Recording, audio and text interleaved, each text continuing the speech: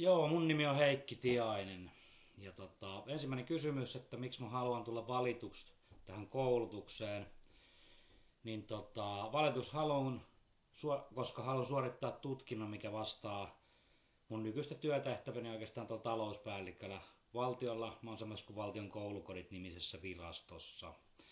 Ja uskon, että sitä koulutuksesta saa myös eväitä parempaan työssä menestymiseen ja ennen kaikkea haluan saada koulutusta myös hyvänä esihenkilönä toimimiseen ja johtamiseen. Ja lopputulemana uskon, että ylemmän korkeakoulututkinnon suorittaminen oli siis parempi omassa työssäni.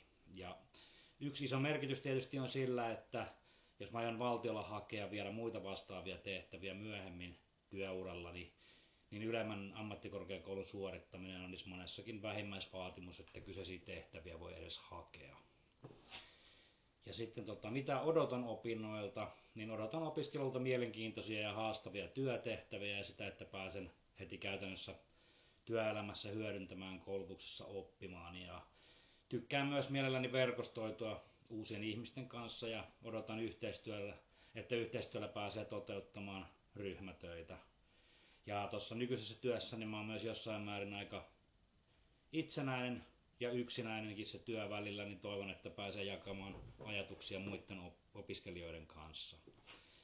Ja tuohon kysymykseen, että millaiseksi arvioit oman kykysi itseohjautuvaan opiskeluun, niin sanoisin, että arvioin aika hyväksi itseohjautuvaan opiskeluun, koska olen jo noin 10 vuotta työelämässä tehnyt töitä melko lailla itseohjautuvasti ja vastaten omatoimisesti laajemmasta kokonaisuudessa käytännössä kenenkään ilman suoraa valvontaa. Ja tällä hetkellä siis Valtion koulukodilla toimin talouspäällikkönä, missä mun talouden kokonaisvastuu virastosta ja hoidan sitä itsenäisesti.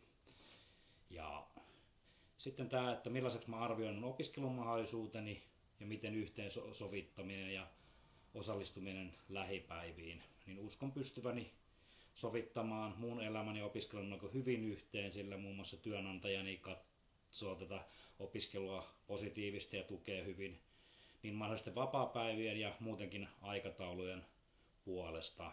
On puhuttukin, että voidaan sovitella niitä. Lisäksi mulla on ainoastaan puolet viikossa mun 4-vuotias tyttäreni mulla huolettavana ja puolet ajasta asuu äitinsä kanssa, eli pystymme joustavasti sopimaan aikatauluja ja näin ollen pystyn matkustamaan ja tarvittaessa osallistumaan myös lähipäiviin siellä koululla.